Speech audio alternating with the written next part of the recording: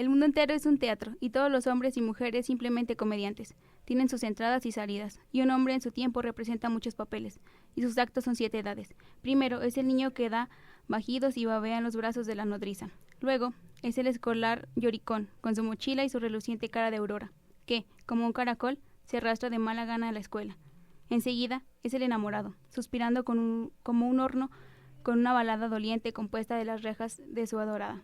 Después, un soldado, aforrado de extraños juramentos y barbado como un leopardo, celoso de su honor, pronto y atrevido en la querella, buscando la burbuja de aire de la reputación hasta la boca de los cañones. Más tarde es el juez, con su hermoso vientre redondo, relleno de un buen capón, los ojos severos y la barba de corte cuidado, lleno de graves dichos y de lugares comunes, y así representa su papel.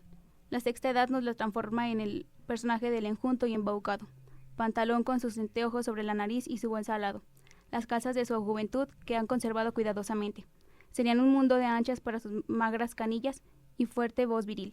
Convertida en un nuevo en antiplada de niño, emite ahora sonidos de caramillo y de silbato. En fin, la última escena de todas las que termina esta extraña historia llena de acontecimientos es la segunda infancia y el total olvido. Sin dientes, sin ojos, sin gusto, sin nada. Muy buenos días, esto es otra emisión más de Hoy Toca Libro. Yo soy Paula Reynoso. Mi nombre es Elba Esquivel. Y bueno, hoy tenemos un invitado especial. Vamos a comenzar un nuevo ciclo que es el ciclo de teatro y nos gustaría presentar al profesor Martín Layune. Muy buenos días a todos quienes nos escuchan. Muchas gracias a ustedes, chicas, por esta invitación. Buenos días. Como ya comenté, este es un nuevo ciclo, el ciclo de teatro, y precisamente trajimos al profesor Layune porque, bueno, él es teatrero. Sí, a mucha honra. Como debe de ser. Y sí. Bueno, ya les había comentado cuando nos pasaron el programa a esta nueva generación que yo soy pues amante del teatro y les prometí a los radioescuchas que íbamos a hablar de teatro y ya prontamente lo trajimos. Comenzamos con este nuevo ciclo y quisiéramos comenzar que usted nos platique un poco sobre lo que hace. Usted es profesor de la universidad, pero también ha tenido otros proyectos. Quisiéramos que nos platique un poco sobre eso. Bueno, sí, actualmente soy profesor de la licenciatura en Artes Escénicas Actuación, que es del Departamento de Artes Escénicas y Audiovisuales de nuestra universidad.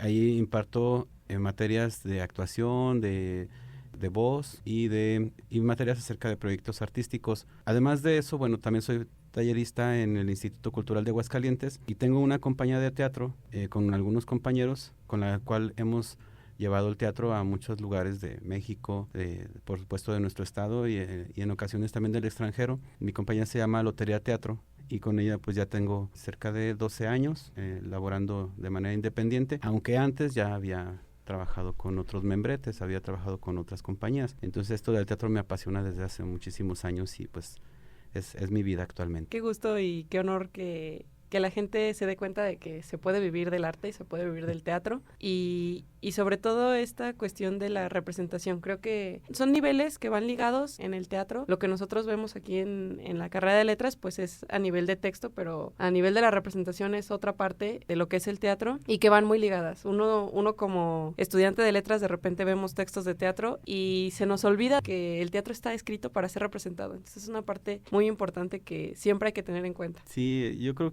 que el sueño mayor de un dramaturgo es ver sus obras en escena y cuando las leemos, claro que motiva, claro que despierta imágenes, emociones, pero no se compara a verlos ya y sentirlos, porque el teatro se siente, se percibe con todos los sentidos y con aquellos incluso que no sabemos que poseemos. Hay una irradiación de energías en la escena que te afectan. Exacto. A través de las emociones, de la interpretación de los actores y actrices y eso encanta al espectador. Y cuando se llega a ese punto, entonces la obra ha cumplido con algo más allá de lo que generalmente esperamos, ¿no? Así es. Y respecto a la obra que vamos a comentar el día de hoy, vamos a comentar a Shakespeare, un autor que yo creo que todo el mundo conoce. Y también algo que cabe destacar es que él empezó también como actor. Eso es algo muy importante. Antes de ser el dramaturgo famoso que conocemos a través de sus obras, sobre todo obras como Hamlet, Otelo, Romeo y Julieta, vemos que él se va desarrollando y se convierte en un gran dramaturgo. Y bueno, lo que comentábamos de cómo la representación es importante, yo pues leí este texto hace ya un tiempo, pero para hacer memoria para este programa, busqué en YouTube ahí alguna representación. Y sí fue muy diferente desde el inicio, porque claro, en el inicio se recalca que empieza con una pelea, una discusión, y eso se nota desde el texto. Está en esta parte que en literatura le llamamos didascalias, que el propio texto, sin necesidad de acotaciones, ya sabes que hay una discusión ahí porque dice, te atreves a tocarme. Entonces ya sabes que ahí hubo una pelea, pero es muy diferente el verlo, el ver que se pelean y ver la acción y no solo el texto, no solo las expresiones. Entonces sí es algo que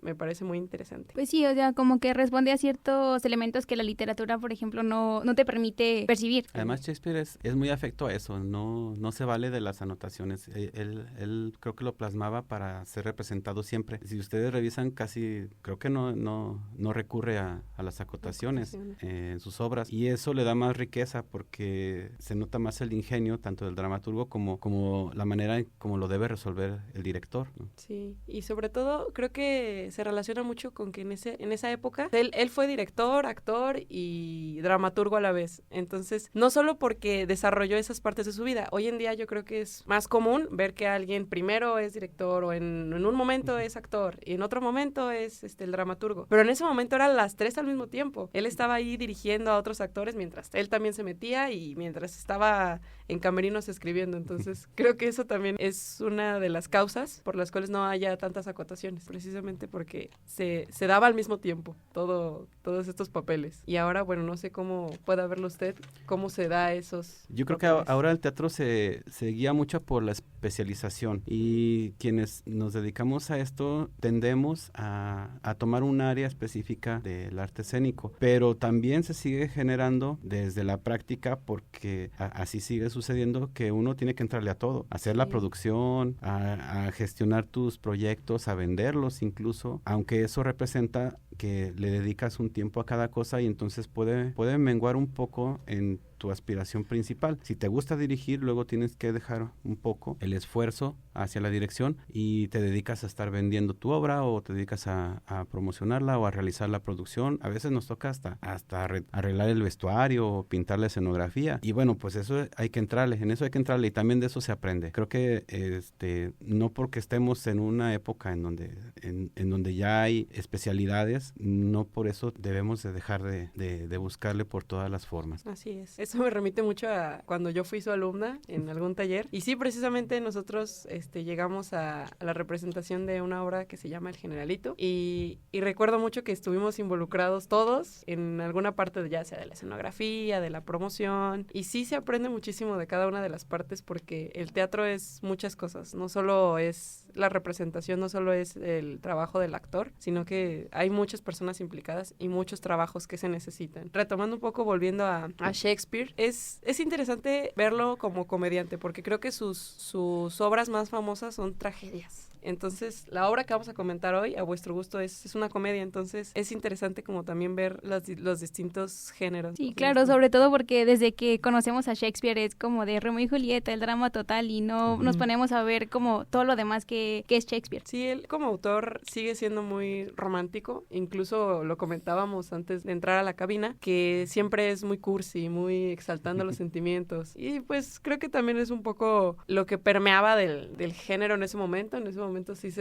todos escribían muy inclinados hacia ese romanticismo, pero también hay que recalcar que había comedias, y a pesar de que a lo largo de la historia la comedia se ha visto como un género menor, también era algo que se disfrutaba muchísimo y que hay que retomar también en un sentido que usted mismo decía de esta obra, que tiene un gran trasfondo, a pesar de que la crítica dice que es una obra muy simple, a pesar de ser comedia y que parezca simple, tiene un trasfondo muy, muy grande. Sí, yo creo que esta obra, influenciada por su época y producto de un renacimiento eurocentrista, no es lo mismo como lo podríamos percibir ahora, pero en aquel momento seguro que fue algo detonante el desprenderse de toda esa ideología y toda esa forma de pensar y llevarse hacia el hombre, la aceptación, el gusto hacia el mismo hombre. Incluso en esta obra, por ahí se dan destellos de amores homosexuales, sí, desdenes hacia lo religioso, de aceptación de esta cultura que, bueno, es también clásico en el Renacimiento, de retomar las culturas antiguas griegas y romana, y todo eso hace que el hombre se centre de nuevo en sí mismo, y ese es el trasfondo, creo que yo le veo a esta obra, más allá de los sentimientos humanos y de todas estas situaciones universales de la relación fraterna y el poder. Hay un ingrediente más que se nota ahí que Shakespeare sabe explotarlo muy bien,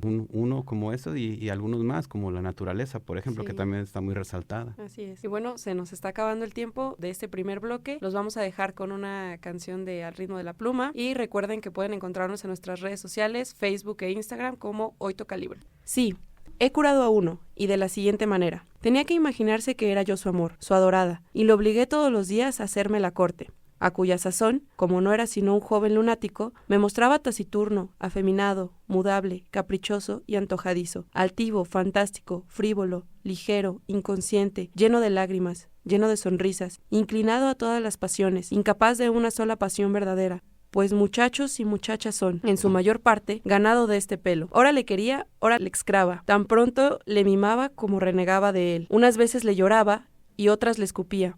Tanto y también que reduje el loco acceso amoroso de mi pretendiente a un acceso real de locura, el cual consistió en subtraerse al estrepitoso torrente del mundo e ir a morar a un rincón puramente monástico. Y he aquí cómo le curé. Y por este método me comprometo a curaros a vos, dejando vuestro hígado tan limpio como el corazón de un sano carnero, de suerte que no quedará en él rastro alguno de amor. Continuamos con la obra de Shakespeare y bueno, el fragmento que acabas de leer, Paula, es muy muy interesante dentro de la obra. Sí, en este fragmento es un diálogo de Rosalinda, que es de los personajes principales, y ella en este momento está disfrazada de hombre, Ganímedes. Antes de hacer el corte comentábamos que esta es una obra que se basa mucho en la naturaleza. Uno de los tópicos en la literatura es el tópico de lo bucólico, que bueno, una de sus características es el enaltecimiento de la naturaleza, los temas de amor, que es uno de los temas que se toca muchísimo aquí. Personajes disfrazados incluso también es algo constante en el tema bucólico. Algo interesante es como en esta obra el bosque se convierte como en un espacio en donde se rompen las barreras sociales. Una de las pastoras se enamora de esta Rosalinda disfrazada y se vuelve como un espacio, incluso podría llegar a decir mágico, un espacio diferente en donde se pueden romper paradigmas. Además como que la naturaleza conspira con estas fuerzas del bien para al final dar lo de la historia, ¿no? Sí. Hay una obra también de Shakespeare que es Sueño de una noche de verano. Ah, sí. Ahí se resalta mucho también el efecto de la naturaleza. Más allá de lo humano, en lo terrenal se llega a lo mágico incluso, ¿no? Y ahí se habla también, como aquí se hace referencia, de brebajes y de pociones y todas esas artimañas. Y se tiene esa idea del bosque como el lugar mágico, el lugar en donde todo puede pasar. Y es por eso que se invierten a veces los papeles y Shakespeare escoge el espacio del bosque como el espacio de la representación. Sí empieza esta escena en un castillo, en la ciudad, pero todo va hacia el bosque. En el prólogo que yo tengo de la edición que yo leí, menciona algunas cosas muy interesantes, como esto de la chica disfrazada. Aquí lo menciona como la joven trasvestida, y es un tema muy, muy común, tanto en Shakespeare como en otros autores como Lope de Vega y Calderón, que también tienen algunas obras que se basan en esta idea de la mujer disfrazada y cómo es un juego de roles también para llegar a su cometido, que muchas veces es llegar a su amado. Sí, precisamente la presencia de Ganímedes en la obra, que que es parte de la mitología romana, y pues era un joven que era muy apuesto y a Zeus le gustó y lo convirtió en su amante y se lo llevó al Olimpo. Entonces vemos como desde ese entonces como la sexualidad desde la época antigua, ¿no? Desde los romanos, y que después Shakespeare lo retoma y precisamente vistiendo a la mujer de un hombre. Sí, y es interesante porque en esa época también las mujeres era muy, muy, muy mal visto que fueran actrices. Entonces estos papeles usualmente eran representados por hombres. Entonces también ahí está ese juego de roles de género, cómo se intercambiaban, y por eso mismo, de hecho comentábamos en la pausa que se estigmatizaba a los actores y se les veía mal por esta idea de cómo juegan con su personalidad e incluso trastocan lo que es la sexualidad. Imagínate si ahora causa sorpresa una decisión así en un personaje representado. Imagínate en ese momento, ¿no? Cuando Sí. el travestismo, o sea, estaba puesto prácticamente solo en la ficción, ¿no? Pues difícilmente alguien lo podría aceptar en su realidad, supongo por las condiciones sociales. Pero es muy recurrente, entonces, ¿por qué se vuelve tanto esto durante los siglos XV, XVI? ¿Por qué se vuelve tan común? ¿Será porque es un punto de atracción fuerte para el espectador, o en este caso también para el lector? Pero es como desahogar a través de eso también ciertas frustraciones, ¿no?, morales, sociales. Sí, siempre se ha visto también el teatro como una liberación. Una catarsis. Sí, una catarsis de todos los sentimientos encerrados que pueda tener una persona. Y sí, yo creo que sí se relaciona mucho el cómo se reflejaba esta idea de los papeles invertidos para liberar esas frustraciones y para incluso provocar una catarsis en el mismo espectador, en el mismo lector. Al verlo representado o al leerlo, hay una cierta identificación y como poder disfrutarlo sin que sea penado. O sea, si alguien en otro contexto que no fuera el de el teatro o el del libro, disfrutara de ver a alguien vestido de un hombre vestido de mujer o una mujer vestido de hombre, sería muy estigmatizado y como alguien raro, pero dentro del teatro está permitido. Entonces esa parte de cómo se permite todo dentro del teatro o dentro del libro, creo que es algo que aún hoy en día causa polémica con ciertos temas. Algo que me parece interesante de esta obra como comedia, es cómo se van ligando los personajes, tanto de la clase baja, por así decirlo, los pastores, hasta los duques, cómo se mezclan y interactúan, rompiendo todas estas estigmas de clases sociales. Interactúan y tienen la misma poeticidad, porque, bueno, esta es una obra que está escrita en verso originalmente, en algunas partes. Tienen la misma poeticidad, que es algo que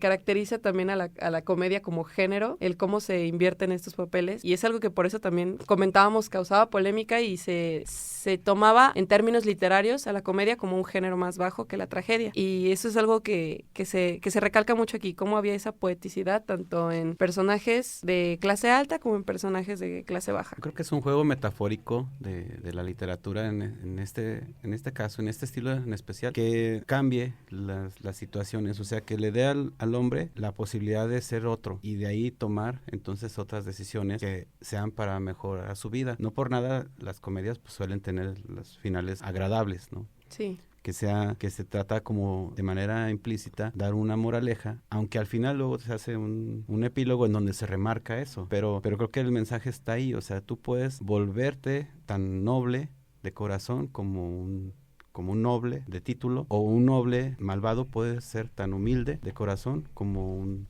villano, y cosas así en donde está implícita ese juego que los autores de esta época querían mostrar, sí. Tanto de que te puedes volver mujer si eres hombre, o te puedes volver hombre si eres mujer, o te puedes volver animal si eres humano, o te puedes volver mendigo si eres rico. Es algo muy recurrente, y eso creo que toca en la empatía de quien lo aprecia, de quien lo está disfrutando. Si no hay esa empatía entre el público y la obra teatral, difícilmente va a haber esa conexión que necesita el artista, y a través de eso se logra mucho esa dualidad de estar en permanente contacto el actor con el público. Y creo que esta parte de cómo todo puede cambiar, también retomando otra vez lo del bosque como este lugar en donde todo puede pasar, pasaría al plano de espectador-actor con el teatro. Dentro del teatro, dentro de la escena, todo puede pasar, y una vez que tú entras incluso como espectador al teatro, ahí todo puede pasar y todo puede cambiar. Ahora con teorías más contemporáneas también se hace parte al espectador de la obra en muchas ocasiones. Retomando lo de las clases sociales, esta ya para nosotros estamos hablando aquí como si ustedes supieran de la obra, pero bueno, esta obra podríamos decir que en mi lectura tendría como dos líneas, que es esta línea del enamoramiento de Orlando y Rosalinda y cómo se hace un juego de enredo amoroso, y un poco el mismo Vicente Molina Fox, que es quien hace el prólogo de esta edición,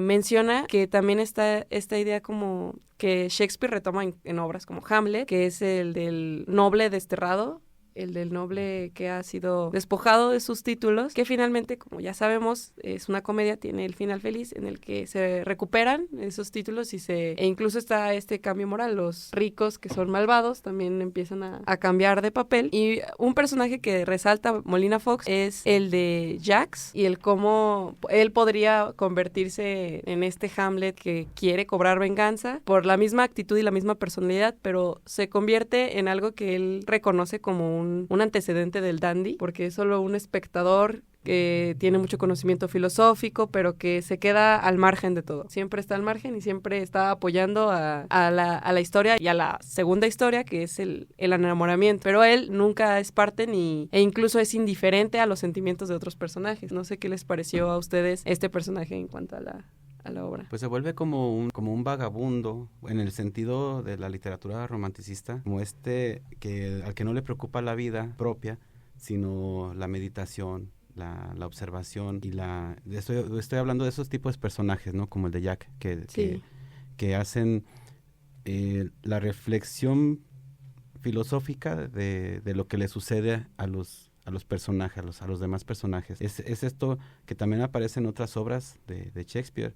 No vemos, o sea, en Hamlet también hay personajes de estos que no les preocupa el destino, sino que ellos nada más se ocupan de vivir. Y es a los que hacen voltear a ver la realidad al personaje principal. Son aquellos que a través de su reflexión le hacen meditar y voltear de nuevo a donde estaba su destino. Así es. Bueno, con este último comentario terminamos el programa. Esperemos que se hayan interesado por esta obra, no solo por leerla, sino por buscar por ahí alguna representación. Recalcamos la importancia del actor. Y bueno, esperamos que hayan disfrutado de esta emisión. Recuerden que con este programa damos comienzo al ciclo de teatro. Yo soy Paula Reynoso. Yo soy Selva Esquivel. Esto fue Hoy Toca Libro y recuerden seguirnos en nuestras redes sociales como @Hoy Toca Libro. Y muchas gracias a nuestro invitado de hoy. Gracias chicas.